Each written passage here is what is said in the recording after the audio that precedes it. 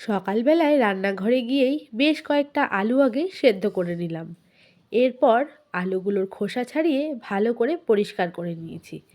আজ আলু দিয়ে কোনো তরকারি করব না।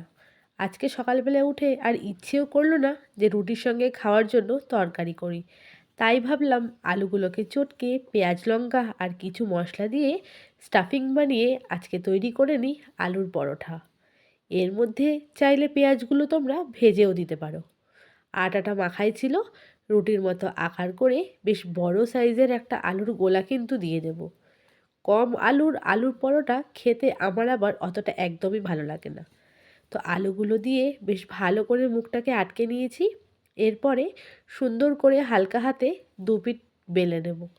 এইভাবে তোমরা যদি করো তাহলে কিন্তু আলু স্টাফিং একটুও বেরোবে না।